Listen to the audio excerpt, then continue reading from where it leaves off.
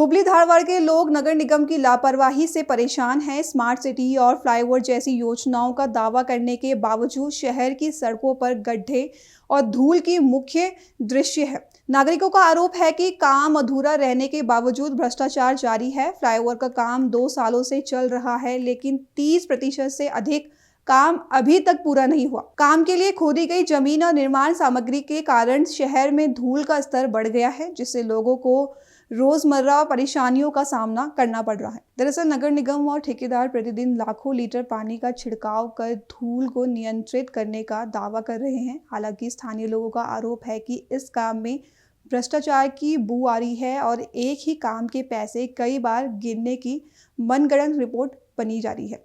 शहरवासियों ने नगर निगम अधिकारियों पर नाराजगी जताई है। लोग शिकायत कर रहे हैं कि 2 दिन से पीने का पानी सप्लाई नहीं हो रहा, जबकि स्मार्ट सिटी और फ्लाईओवर जैसी योजनाओं का लाभ केवल अधिकारियों और ठेकेदारों तक ही सीमित दिखाई दे रहा है। कड़े जनरिगे ತೊಂದರೆ ಒಂದು ಕಡೆ ಕಾರ್ಪೊರೇಷನ್ ಜನರು ಅವರು ರೆಸ್ಪಾನ್ಸಿಬಿಲಿಟಿನ ಕಾರ್ಪೊರೇಷನ್ ಮೇಲೆ ಹಾಕ್ತಿದ್ದಾರೆ ಅಂತ ಒಂದು ಆರೋಪ ಸರ್. ಯಾಕಂದ್ರೆ ಅಲ್ಲಿ ಏನೇ ವರ್ಕ್ ಆದರೂ ಅವರು ರೆಸ್ಪಾನ್ಸಿಬಲ್ ಸರ್. ಅದನ್ನು ನೀವು ವಾಟರ್ ಟ್ಯಾಂಕ್ ನೀರು ಹೊಡಿತೀರಿ, ಅವರು ಹೊಡಿತಾ ಇಲ್ಲ ಅಂತ ಸರ್.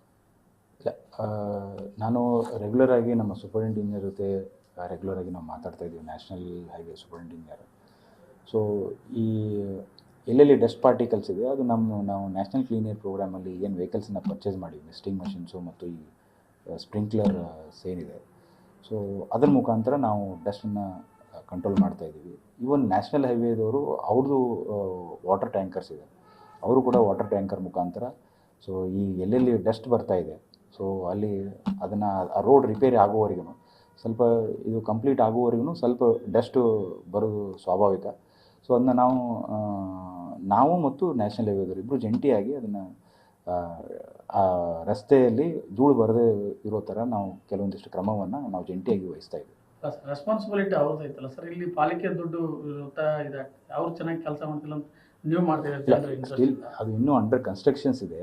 ಸೊ ಅವರು ಕೂಡ ನಮಗೆ ಒಂದಿಷ್ಟು ಈ ಡಸ್ಟ್ ಪಾರ್ಟಿಕಲ್ ಕಂಟ್ರೋಲ್ ಮಾಡಲಿಕ್ಕೆ ಒಂದಿಷ್ಟು ವೆಹಿಕಲ್ಸ್ ನಮ್ಮಲ್ಲಿ ನ್ಯಾಷನಲ್ ಕ್ಲೀನ್ ಏರ್ ಪ್ರೋಗ್ರಾಮಲ್ಲಿ ನಾವು ಖರೀದಿ ಮಾಡಿರೋದ್ರಿಂದ ಸೊ ಅವ್ರು ನಮ್ಗೆ ಸಹಾಯ ಕೇಳಿದರು, ನೀವು ಕೂಡ ಈ ಡಸ್ಟ್ ಕಂಟ್ರೋಲ್ ಮಾಡಲಿಕ್ಕೆ ನಿಮ್ಮ ಮಷಿನ್ಸನ್ನು ಕಳಿಸ್ಕೊಡಿ ಅಂತಂದು ಮಾಡಿದ್ರು. ಸರ್ಕಾರದ ಕೆಲಸ ನಾವೆಲ್ಲರೂ ಕೂಡಿ ಮಾಡಬೇಕಾಗುತ್ತೆ, ಮಾಡ್ತಾಯಿದ್ದೀವಿ.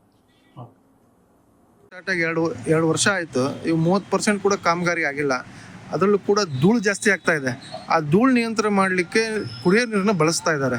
ಇದು ಎಷ್ಟರ ಮಟ್ಟಿಗೆ ಸರಿ ಸರ್? ಇದು ಹುಬ್ಬಳ್ಳಿ ಧಾರವಾಡ ಹುಳಿ ನಗರದಲ್ಲಿ ಈಗಾಗಲೇ ಏನು 2 ವರ್ಷದಿಂದ 3 ವರ್ಷಗಳ ಕೆಲಸ ಮೇಲ್ಸೇತುವೆ ಕಾಮಗಾರಿ ಶುರುವಾಗಿದೆ. ಈ ಕೆಲಸ ಕಾರ್ಯಗಳಲ್ಲಿ ಎಲ್ಲಿ ಬೇಕಾದಲ್ಲಿ ತೆಗ್ಗು ಗುಂಡಿಗಳು ಬಿದ್ದು ರಸ್ತೆಗಳು ಹಾಳಾಗಿದ್ದಾವೆ. ಎಲ್ಲಿ ಬೇಕಾದಲ್ಲಿ ಧೂಳು ಎಲ್ಲಿ ಹೋದರೂ ಧೂಳು. ಯಾಕಂದರೆ ಇಲ್ಲಿ ಹುಬ್ಬಳ್ಳಿ ಧಾರವಾಡ ಹುಳಿ ನಗರದಲ್ಲಿ AC ಕಾರ್ನಲ್ಲಿ ಓಡಾಡ್ತಾರೆ, ಎಲ್ಲ ಧೂಳು ಬಡಂಗಿಲ್ಲ. ಯಾಕಂದರೆ ರಿಕ್ಷಾದವರು, ಇವತ್ತು 2 ವೀಲರ್ದವರು, ಬೀದಿ ಬದಿ ವ್ಯಾಪಾರಸ್ಥರು, ಇವತ್ತು ಅನೇಕ ಜನ ಹೊರಗಿಂದ ಬಂದು ವ್ಯವಹಾರಕ್ಕೆ ಬರುವಂಥ ಜನರಿಗೆ ಯಾಕಂದರೆ ಧೂಳನ್ನು ತಿಂದು ಹುಬ್ಬಳ್ಳಿಗೆ ಜನ ಬರ್ತಾ ಇಲ್ಲ. ಹುಬ್ಬಳ್ಳಿ ನಗರದಲ್ಲಿ ಏನಾಗ್ತಾ ಇದೆ ಅಂತಂದರೆ ಕುಡಿಯುವ ನೀರನ್ನು ರಸ್ತೆಗೆ ಬಳಸ್ತಿದ್ದಾರೆ. ಈ ಧೂಳ ಮುಕ್ತ ಮಾಡಲಿಕ್ಕೆ ಕುಡಿಯುವ ನೀರನ್ನ ಬಳಸ್ತಿದ್ದಾರೆ. ಯಾಕಂದರೆ ಕುಡಿಯುವ ನೀರು ಇನ್ನೊಂದು 2-3 ತಿಂಗಳಾದರೆ ಈಗ ಬೇಸಿಗೆ ಬಿಸಿಲು ಶುರು ಆಗುತ್ತಾ. ಯಾಕಂದರೆ ಹುಬ್ಬಳ್ಳಿ ಧಾರವಾಡ ಹುಳಿ ನಗರದಲ್ಲಿ 12ಕ್ಕಿಂತ 13 ಲಕ್ಷ ಜನಸಂಖ್ಯೆ ಇದೆ. ಈ ಜನಸಂಖ್ಯೆಗೆ ಮೊದಲೇ ಕುಡಿಯುವ ನೀರು ಅಭಾವ ಇದೆ. ಯಾಕಂದರೆ 3 ದಿವಸಕ್ಕೆ 4 ದಿವಸಕ್ಕೆ ನೀರು ಬಿಡ್ತಿದ್ದಾರೆ. ಹೀಗಾಗಿ ಏನಿವತ್ತು ಆ ಗುತ್ತಿಗೆದಾರರು ಏನು ಕೆಲಸ ಕಾರ್ಯಗಳು ಮಾಡ್ತಿದ್ದಾರೆ, ಈ ಕೆಲಸ ಕಾರ್ಯಗಳನ್ನ ಕೂಡಲೇ ಎಚ್ಚೆತ್ತುಕೊಂಡು ಈ ಕೆಲಸಗಾರ ಕುಡಿಯೋ ನೀರನ್ನು ಬಳಸಬಾರ್ದು. ಯಾಕಂದರೆ ಇದಕ್ಕೆ ಒಂದು ಪರ್ಯಾಯ ಮಾರ್ಗ ಹುಡುಕ್ಬೇಕು. ಯಾಕಂದರೆ ರಸ್ತೆಗಳ ಮಧ್ಯೆ ಧೂಳು ಅಂಥ ಧೂಳಲ್ಲಿ ಇವತ್ತು ಆಟೋದವರು ಕೆಮ್ಮು ದಮ್ಮು ಬಂದು KMC ಸೇರ್ತಿದ್ದಾರೆ. ಹಾಗಾಗಿ ಬೀದಿ ಬದಿ ವ್ಯಾಪಾರಿಸ್ತಿರ್ಬೋದು, ಆಟೋದವ್ರು ಇರ್ಬೋದು, ಕೂಲಿ ಕೆಲಸ ಮಾಡೋರಿರ್ಬೋದು, ಇನ್ನು ಹೊರಗಿಂದ ಬರುವಂಥ ವ್ಯಾಪಾರಕ್ಕೆ ಜನ ವಹಿವಾಟ ಇರ್ಬೋದು, ಇಂಥವ್ರಿಗೆ ಭಾಳ ಸಿಕ್ಕಾಪಟ್ಟಿ ತೊಂದರೆ ಆಗ್ತಿದೆ. ಇದನ್ನು ಸಂಬಂಧಪಟ್ಟ ಇಲಾಖೆದವರು ಎಚ್ಚೆತ್ತುಕೊಂಡು, ಯಾಕಂದರೆ ಮುಂದೆ ಬರುವಂಥ ದಿನದಲ್ಲಿ ಕುಡಿಯುವ ನೀರಿನ ಬೇಸಿಗೆ ಬಿಸಿಲಿಗೆ, ಯಾಕಂದರೆ ಇವತ್ತು ಒಂದು ಊರಿನವರಷ್ಟೇ ಹುಬ್ಬಳ್ಳಿಯವರಷ್ಟೇ ಅಲ್ಲ, ಹೊರಗಿನ ಬರೆದಂಥ ವಿದ್ಯಾರ್ಥಿನಿಯರು ಅವರು ಕೂಡ ಹುಬ್ಬಳ್ಳಿಗೆ ಬೇಸತ್ತು ಹೋಗ್ಬಿಟ್ಟಿದ್ದಾರೆ. ಯಾಕಂದರೆ ಈ ಮೇಲ್ಸೇತುವೆ ಕಾಮಗಾರಿ ಯಾವಾಗ ಮುಗಿತಿತ್ತು, ಯಾವಾಗ ಧೂಳು ಮುಕ್ತ ಆಗ್ತಿತ್ತು, ಯಾವಾಗ ಹುಬ್ಬಳ್ಳಿ ಚೆಂದ ಕಾಣ್ತಿತ್ತು ಅನ್ನೋ ಪರಿಸ್ಥಿತಿ ಉಂಟಾಗೈತಿ. ತಕ್ಷಣ ಸಂಬಂಧಪಟ್ಟ ಇಲಾಖೆದವರು ಎಚ್ಚೆತ್ತುಕೊಂಡು ಈ ಧೂಳು ಮುಕ್ತ ಹುಬ್ಬಳ್ಳಿ ಮಾಡಬೇಕು. ಈ ಗುತ್ತಿಗೆ ಆಧಾರದ ಮೇಲೆ ಏನು ಭ್ರಷ್ಟಾಚಾರ ನಡೀತಾ ಇದೆಯೋ, ಈ ಕುಡಿಯೋ ನೀರು ಕಾರ್ಪೊರೇಷನ್ ನೀರನ್ನು ರಸ್ತೆಗೆ ಚೆಲ್ತೀರಂದ್ರೆ ಎಷ್ಟರ ಮಟ್ಟಿಗೆ ಸರಿ? ನೀವೇ ಹಾಗಾದ್ರೆ ಮನೆಯವ್ರು ಯಾರಾದರೂ ಒಂದು ರೋಡ್ ಮೇಲೆ ಪೈಪ್ ಹಿಡಿದಂದ್ರೆ ದಂಡ ಹಾಕ್ತೀರಿ ನೀವು. ಅಂಥ ಒಂದು ವಿಷಯ ಇಟ್ಟುಕೊಂಡು ತಕ್ಷಣ ಈ ಸಂಬಂಧಪಟ್ಟ ಇಲಾಖೆ ಎಚ್ಚೆತ್ತುಕೊಂಡು ಈ ಗುತ್ತಿಗೆ ಆಧಾರದ ಮೇಲೆ ಕೂಲಂಕುಷವಾಗಿ ಇದ್ರ ಬಗ್ಗೆ ತಾವು ತನಿಖೆ ಮಾಡಬೇಕಂತ ವಿನಂತಿ ಮಾಡ್ತೀವಿ. ತಮ್ಮ ಹೆಸರು ಸರ್? ಶೇಖರಯ್ಯ ಮಠ. ಇದ್ದಾರೆ, 30% ಕೂಡ ಕಾಮಗಾರಿ ಮುಗಿದಿಲ್ಲ. ಎಲ್ಲೆಲ್ಲಿ ತೆಗೆದು ತೋರಿದ್ರೆ ಧೂಳುಗಳು ಬರ್ತದೆ, ವಾಹನ ಸವಾರ ಬಹಳಷ್ಟು ತೊಂದರೆಗಳಾಗ್ತಾ ಇದೆ. ಅದರಲ್ಲೂ ಕೂಡ ಈ ನೀರನ್ನ ಧೂಳನ್ನ ಮುಕ್ತ ಮಾಡಲಿಕ್ಕೆ ಕುಡಿಯೋ ನೀರನ್ನ ಯೂಸ್ ಮಾಡ್ತಾ ಇದ್ದಾರೆ. ಅದು ಎಷ್ಟು ಮಟ್ಟಿಗೆ ಸರಿ? ಏನು ಗುತ್ತಿಗೆ ಪಡೆದಂಥ ಸಂಸ್ಥೆ ಭಾಳ ಗಂಭೀರವಾಗಿ ಪರಿಗಣಿಸಬೇಕು.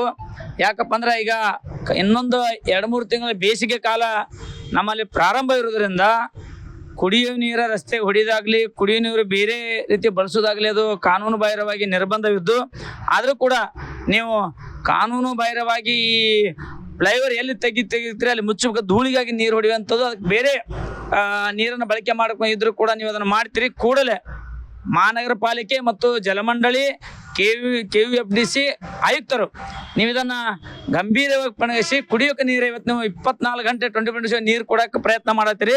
ಆದರೂ ಕೂಡ ಬೇರೆ ನೀರು ಬಳಕೆ ಮಾಡೋದು ಇದನ್ನು ಖಂಡಿಸ್ತೀನಿ. ಯಾಕಪ್ಪ ಅಂದ್ರೆ ನೀರಿನ ವಿಷಯದಲ್ಲಿ ಭಾಳ ಪ್ರಾಮುಖ್ಯತೆ ಕಾಯ್ಕೊಂಡು ಆ ಜೆಂಡೋ ಕಂಪ್ನಿ ಏನು ಫ್ಲೈಓವರ್ ಇನ್ನೂ ಎಷ್ಟು ನೀರು ಹೊಡೆದ್ರು 30% ಕಾಮಗಾರಿ ಮುಗಿದಿಲ್ಲ, ಆದರೂ ನೀರು 1000 ಲೀಟರ್ ನೀರನ್ನು ನೀವು ವ್ಯರ್ಥ ಮಾಡ್ತಾ ಇದ್ರಿ. ಅಂಥವ್ರ ಮೇಲೆ ಕಾನೂನು ಕ್ರಮವನ್ನು ಜರುಗಿಸ್ಬೇಕಂತೇಳಿ ನಾವು ಒತ್ತಾಯ ಮಾಡ್ತೀನಿ. ಭ್ರಷ್ಟಾಚಾರ ನಡೀತಾ ಇದೆ. ಅದು ಭ್ರಷ್ಟಾಚಾರ ಈಗಾಗಲೇ ಲೋಕಾಯುಕ್ತರು ಹೇಳಿದ್ದಾರೆ, ರಾಜ್ಯನೇ 5ನೇ ಸ್ಥಾನ ಇದೆ. ಅದ್ರ ಬಗ್ಗೆ ನಾ ಮತ್ತೆ ಅವ್ರಿಗಿಂತ ದೊಡ್ಡವ ನಾನಲ್ಲ. ಅದರಲ್ಲಿ ಕೂಡ ಭ್ರಷ್ಟಾಚಾರ ಇರಬಹುದು.